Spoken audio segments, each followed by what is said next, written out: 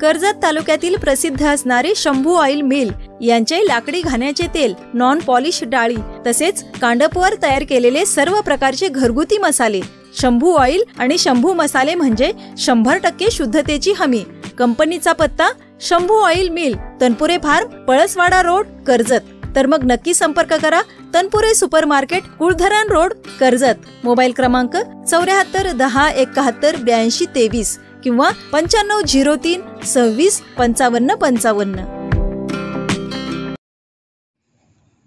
कर्जत नगरपंचायतची सार्वत्रिक निवडणूक आमदार रोहितदादा पवार आणि सन्माननीय बाळासाहेब थोरात यांच्या नेतृत्वाखाली झाली।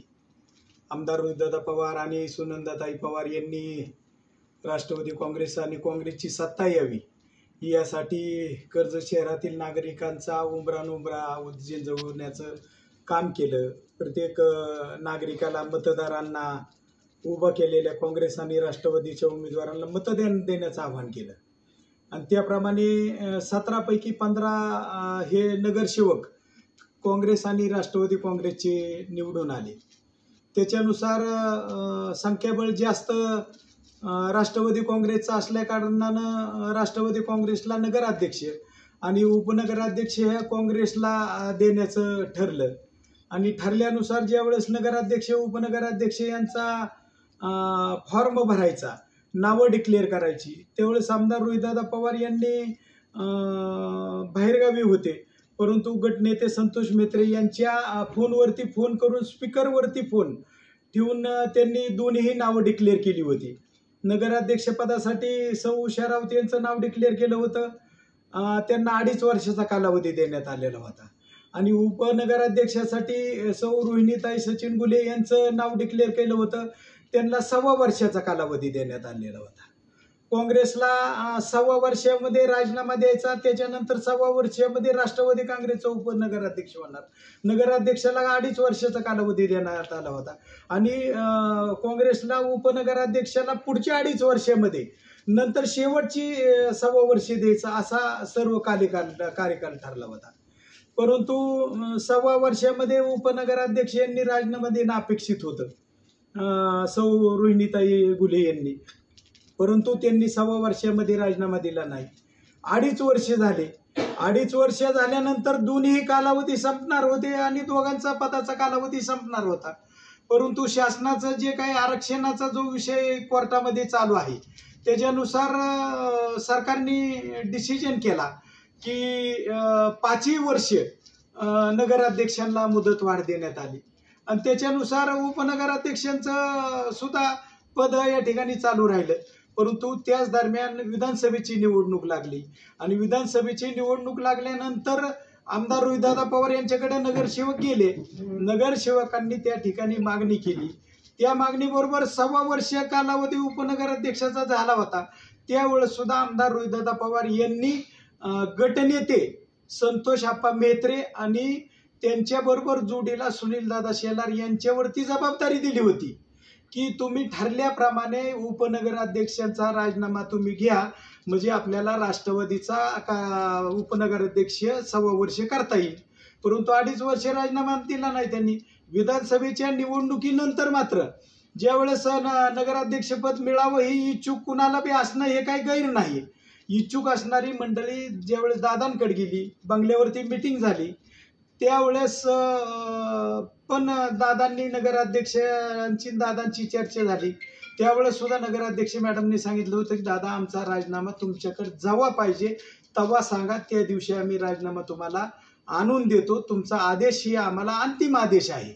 त्यावेळेस दादांनी सांगितलं की तुम्ही दोन्ही राजीनाम्याचं नियोजन करा। काही नगरसेवकांना जबाबदारी देण्यात आली, परंतु उपनगराध्यक्ष राजीनामा द्यायला तयार नाहीत असं स्वतः याच्यातल्या ज्यांच्यावरती जबाबदारी दिली होती त्यांनी दादांना आणि पदाधिकाऱ्यांना सांगितलं। मग आम्ही तर राजीनामा द्यायला तयार होतो आणि आता पेपरमध्ये आलंय की दादांवरती नाराज नाहीत, दादांवर नाराज नाहीत ही अतिशय चांगल्या प्रकारची बाब आहे, परंतु दादांवर नाराज नाही तर मग जायच्या आधी एकदा दादांकडे सगळेजण गेले असते आमदार रोहितदादांकडे की दादा तुम्ही आमच्या म्हणण्याप्रमाणे निर्णय करत नाहीत, जर तुम्ही 2 दिवसामध्ये, 4 दिवसामध्ये, 8 दिवसामध्ये जर राजीनामा दोन्ही झाले नाही तर आम्ही वेगळा निर्णय घेऊ. असं न करता दादांच्या परस्पर या ठिकाणी जाण्याचं काम झालं.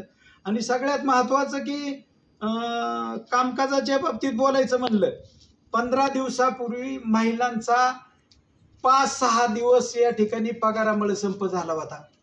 उपनगराध्यक्षांकडे तर या ठिकाणी आरोग्य समिती होती, साधं डोकवायला सुद्धा आले नाही की संप मिटला का, त्यांचा पगार झाला का, नाही झाला का. मग नगरसेवकांना माझी विनंती, आम्ही तर 24 तास काम करतोय, रात्री पाण्याच्या टाक्यावर जातोय, पहाटे पाण्याच्या टाकीवर जातोय, खेडच्या लाईनवर जातोय, कचरा उचलण्यासाठी जेवढं कर्मचारी त्या माध्यमातून जेवढा शक्य तेवढा उचलण्याचा प्रयत्न करतोय. मग जर नगराध्यक्ष एवढं काम करत असतात आणि मी बोलतोय म्हणजे मी काही सभागृहाच्या बाहेरचं नाही, मी सध्या नगरपंचायतमध्ये नगरसेवक म्हणून त्या ठिकाणी काम करतोय. मी त्या ठिकाणी कामकाजात सहभागी होणं म्हणजे काही कोणत्या ह्याच्यात हस्तक्षेप होणं असं काही प्रकार नाहीये. त्या सभागृहाचा मी सदस्य आहे. त्याच्यामुळं माझी विनंती नगरसेवकांना, तुम्ही गेलाय तर या ठिकाणी सौ उषाताई राऊत यांनी सांगितल्याप्रमाणे राजीनामा देण्याची उषाताईंची पाठीमागं पण या ठिकाणी तयारी होती. आणि आता पण तुम्ही दोन्हीही राजीनामे घ्या. या ठिकाणी पुरुष सदस्याला कुणाला तरी उपनगराध्यक्षाची संधी भेटल किंवा आणखी महिलाला कोणच्या तरी भेटल. आणि नगराध्यक्षपद तर महिलासाठीच आहे, जी त्या ठिकाणी आम्ही 15 जण तर आमचा गट एक आहे ना. मग गटाने त्या ठिकाणी गटातल्या 15 जणांना माझं आव्हान आहे आणि गटनेत्याला माझं आव्हान आहे की तुम्ही गटनेते, तुम्ही अजेंडा काढायला पाहिजे होता, अजेंडा काढून मिटिंग घ्यायला पाहिजे होती. मिटिंग घेऊन त्यांना अधिकार आहे या ठिकाणी मिटिंग घ्यायचा, अजेंडा काढायचा आणि असं असं आपलं ही झालंय, तुम्ही राजीनामा द्या किंवा काही ते अजेंड्यावर सुद्धा ते विषय घेऊ शकतात जे काही घ्यायचे ते. मग ते कुठलंच न करता या ठिकाणी एकतर्फी प्रेम करणं ही बरोबर नाही. एकतर्फी प्रेम म्हणजे कसं, एकाचं तर उपनगराध्यक्ष 6 वर्षाचं ठरलं त्यांचा तुम्ही राजीनाम्याचा विषय घेत नाही आणि नगराध्यक्षाचाच व्यक्तिदोषाने राजकारण करू नये माझं म्हणणं आहे. ह्याच्यातले सगळे नगरसेवक राजकारण करतायत असं माझं अजिबात म्हणणं नाही. आमदार रोहितदादा पवारांवरती प्रेम करणारे ह्याच्यातले अनेक नगरसेवक आहेत. माझं कळकळीचं आव्हान आहे त्यांना की उषाताई या ठिकाणी राजीनामा द्यायला तयार आहेत, तुम्ही या, दादांवर चर्चा करा, उपनगराध्यक्षाचा राजीनामा घ्या आणि तुम्हाला घ्यायचा नसला तरी तुम्ही घेऊ नका, परंतु या दादांवर चर्चा करा. उषाताई उद्याच्या राजीनामा द्यायला तयार आहेत, परंतु या आमदार रोहितदादांशी चर्चा करा. पार्टीचे प्रमुख आहेत, त्यांनी निवडून आणण्यासाठी त्यांनी खूप खस्ता खाल्लेत. आता राहिला भाग दुसरा की आदरणीय राम शिंदे साहेबांचं आमच्यावर जरा जास्त प्रेम झालं याच्यातून असं लक्षात येतंय. कारण का तर प्रेम होण्याला कारण की 2009ला आम्ही त्यांच्यासाठी खूप प्रयत्न केले. आमची उमेदवारी असून आम्ही माघार घेऊन या ठिकाणी त्यांच्यासाठी आम्ही उभा राहिलो. ते प्रेम त्यांचं उपळून येतं दिसतंय.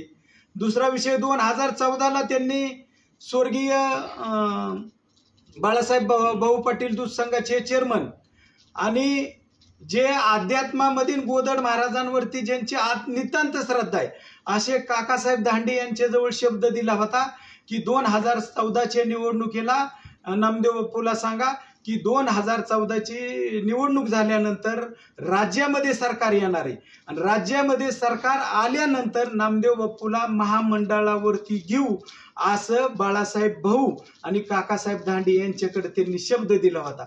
नसला शब्द दिला तर भाऊ आता या ठिकाणी स्वर्गीय आहेत, पण काकासाहेब धांडे हे गोदड महाराजांचे भक्त आहेत. त्यांनी काकासाहेब धांडेंना घ्यायचं आणि गोदड महाराजाच्या समाधीवरती जाऊन त्या ठिकाणी हात ठेवायचा की मी शब्द दिलेला नव्हता. राजकारणामध्ये आम्ही 2009ला माघार घेऊन तुम्हाला त्या ठिकाणी तुमच्या पाठीमाग खंबीर उभा राहिलो. 2014ला राहिलो. 2019ला पण आम्ही मेळावा घेतला. मेळावा घेतला म्हणजे काही गुन्हा केला नाही. उमेदवारी मागणं म्हणजे हा काय अजिबात गुन्हा होऊ शकत नाही. मग 2014ला तुमचा 2019ला तुमचा पराभव झाला. पराभव झाल्यानंतर सुद्धा आम्ही 1-1.5 वर्ष पक्षात होतो. पक्षामध्ये आम्हाला कशी वागणूक मिळत होती, त्यांच्याकडे काय मिळत होती त्यांना माहिती. आणि काही योगाने नंतर आमदार रोहितदादा पवार आणि आमची याच्यामध्ये काही चर्चा झाली, काही विषय असतील त्याच्यामध्ये मी काही त्यांची निवडणुकीच्या टायमाला प्रवेश नाही केला. 2019ची निवडणूक झाल्यावर मी प्रवेश केला. म्हणजे त्यांना ऐन टायमाला धोका देण्याचं काम त्यांच्यासारखं केलं नाही. आणि त्यांनी दुसरा एक विषय की त्यांच्याच घरामध्ये पुण्याच्या माझी मंडळी सुवर्णा राऊत, त्यांची मंडळी ही आशाताई शिंदे आणि राम शिंदे नामदेवराव चौघच बसले होते. त्यांनी फक्त त्यांच्या आईच्या डोक्यावर हात ठेवायचा आणि दोघा नवरा बायकोनी आमच्या दोघा नवरा बायकोला काही कमेंटमेंट दिले नव्हत्या असं म्हणायचं. आम्ही राजकारणात त्यांनी काहीच दिलं नव्हतं, बोललं नव्हतं असं म्हणून आम्ही सोडून देऊ.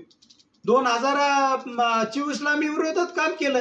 आतापर्यंत नामदेव राऊतनी शिवसेनेत होतो, भाजपमध्ये होतो, कधीच ज्या पक्षात आहे त्या पक्षाची गद्दारी केली नाही. रोहितदादांवर होतो, त्यांनी काय अपेक्षा करावं की आता राम शिंदेंनी की नामदेव राऊतनी त्यांचं काम करावं. ज्या पक्षात आहे त्या पक्षाचं मी काम करणार, याच्यात वावगं काय असतं तवा. मग ते डोक्यात राग ठेवून जर ते आता हे करणार असतील तर करा, काही म्हणणं नाही. परंतु जसं तुमचे आता पण मी त्यांना टोकाचं जाऊन बोलणार नाही. त्याला कारण असं की आज पण त्यांच्या आईला मी मानतो, आज पण त्यांच्या माझ्या कुटुंबाचे कौटुंबिक संबंध आहेत. पण कौटुंबिक संबंध हे राजकारणाच्या मध्ये येत असताना कुटुंबामध्ये जे काही ठरलेले एकमेकाचे कमिटमेंट येतं ते तर ते पूर्ण केल्याच पाहिजेत. आणि राम शिंदेंनी 2029ला निवडणूक परत लढण्याची संकेत दिलेले की बाबा मी तयारच आहे 2029ला. नामदेव राऊतनी 2019ला नुसता मेळावा घेतला तर ते म्हणले नामदेव राऊतचे मेळावे मेळ पडलो मी. म्हणजे माझे मेळावे मेळ पडतेत म्हणजे माझी कुठेतरी ताकद आहे काय. त्याच्यानंतर बरेच दिवस म्हणले 2019ला नामदेवरावचं मेळावाला पडलो, त्याच्यानंतर 2024ला म्हणते तर. आणि त्याचाच राग आता काढण्याचं चाललंय. मग राग काढायचा आणि तुम्हाला दोन्ही निदान थोडंसं कर्जत शहरातल्या जनतेवरती राग काढू नका, निधी अडवू नका, कर्जत शहरातल्या जनतेवरती अन्याय करू नका. काय अन्याय होतोय, काय केलाय ते बोलल्यानंतर योग्य वेळेला माझ्याकडे सगळं आहे. मी योग्य वेळेला सगळं बोलन आणि पुराव्यासहित बोलन, बिगर पुराव्याचं बोलणार नाही. म्हणून माझी आता नगरसेवकांना कळकळीची विनंती की तुम्ही परत या, उषाताईचा राजीनामा दादांवर चर्चा करा, उषाताईंचा राजीनामा घ्या. तुम्हाला उपनगराध्यक्षांचा घ्यायचा नाही घ्यायचा, पण आमची विनंती की नगराध्यक्षाला एक जणाला संधी मिळेल आणि उपनगराध्यक्षाला एक जणाला संधी मिळेल, म्हणून दोन्ही राजीनामा घ्या. ठरलं होतं ठरल्याप्रमाणे करा अशी आमची विनंती आहे. याच्या पलीकडं काम करण्याच्या बाबतीत 30 वर्ष त्याच्या पेपरामध्ये आलंय, 30 वर्ष राऊतांना संधी दिली. हो, 30 वर्ष दिली का 25 वर्ष दिली. कर्जतकरांनी दिलेल्या संधीमुळं, कर्जतकरांनी केलेल्या प्रेमामुळंच या ठिकाणी आतापर्यंत आम्ही काम केलं. आम्ही कुठं ना करतोय, परंतु 30 वर्षाचा कालावधी नाही. 5 वर्ष कुणीतरी मध्ये होतं. सगळंच म्हणजे खोटं बोलायचं पण रिटून बोलायचं असं कुणी करू नये. आणि गटनेत्यांना माझी विनंती, गटनेता हा एका बाजूचा नसतो, गटनेता हा अख्ख्या गटाचा असतो. गटनेत्यांनी मागताना दोन्ही राजीनामे मागावेत आणि अजून पण गटनेत्यांनी मिटिंग काढावी, अजेंडा काढावी, 15 जणांची या ठिकाणी मिटिंग घ्यावी. विरोधकावर जायची गरज काय. काँग्रेस आणि राष्ट्रवादीची देशामध्ये सत्ता आहे, राज्यामध्ये सत्ता आहे, या ठिकाणी विरोधकावर जायची आवश्यकता नाही. म्हणून माझे असं आव्हान आहे की या ठिकाणी काँग्रेस राष्ट्रवादीने बसून निर्णय करावा, गटनेत्यांनी मिटिंग बोलवावं, आमदार रोहितदादा पवार यांच्याकडे येऊन निर्णय घ्यावा. आमदार रोहितदादा पवार जे निर्णय घेतील तो निर्णय आम्हाला 100% मान्य आहे.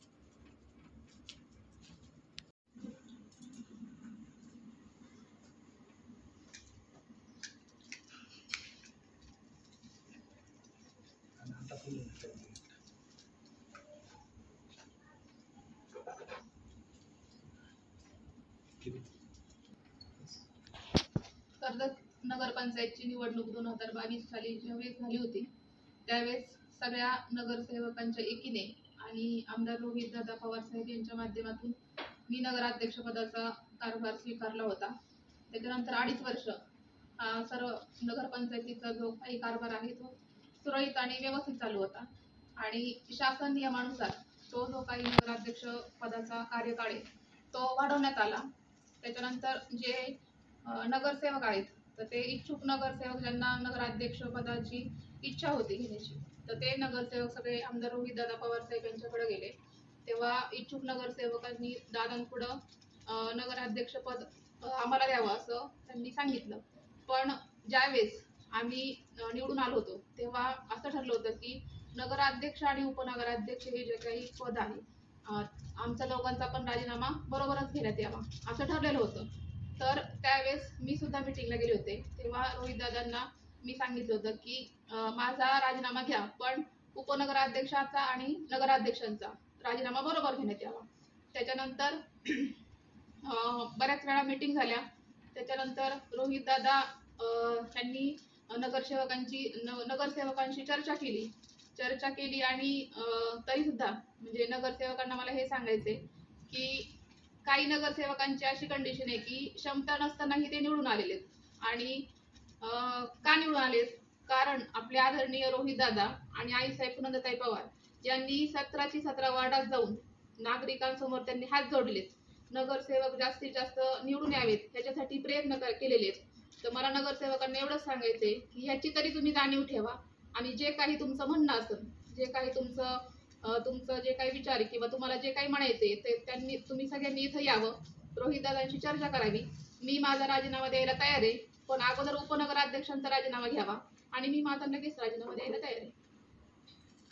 शिक्षणाचे माहेरघर असलेल्या कर्जत शहरामध्ये इयत्ता 11वी व 12वी बरोबरच नीट, जेईई आणि सीईटीची तयारी करणाऱ्या विद्यार्थ्यांसाठी अपेक्स गुरुकुल अकॅडमीच्या माध्यमातून सुवर्ण संधी उपलब्ध आहे. निकालाची उत्तम परंपरा राखत अकॅडमीचे अनेक विद्यार्थी आज महाराष्ट्रातील नामवंत वैद्यकीय आणि इंजिनिअरिंग कॉलेजमध्ये शिक्षण घेत आहेत. प्रशस्त इमारत, अनुभवी शिक्षक वर्ग, regular test series, high speed internet सुविधा, हॉस्टेल सुविधा, रोज सायंकाळी doubt session, guest lecture, digital classroom, खेळाचे मैदान, 24 तास लाईट या सुविधांच्या माध्यमातून निकालाची उत्तम परंपरा कायम राखलेली आहे. तरी आजच आपल्या पाल्याचा प्रवेश निश्चित करा. आमच्याकडील उपलब्ध सुविधा: इयत्ता 11वी व 12वी साठी रेग्युलर सह नीट, जेईई आणि सीईटीची तयारी, इयत्ता 10वी पास विद्यार्थ्यांसाठी फाउंडेशन कोर्स, इयत्ता 12वी पास विद्यार्थ्यांसाठी क्रॅश कोर्स. आमचा पत्ता: मारुती सुझुकी शोरूम समोर, नगर रोड, कर्जत. अधिक माहितीसाठी मोबाईल नंबर 87 97 87 17 17, 97 30 33 80 04.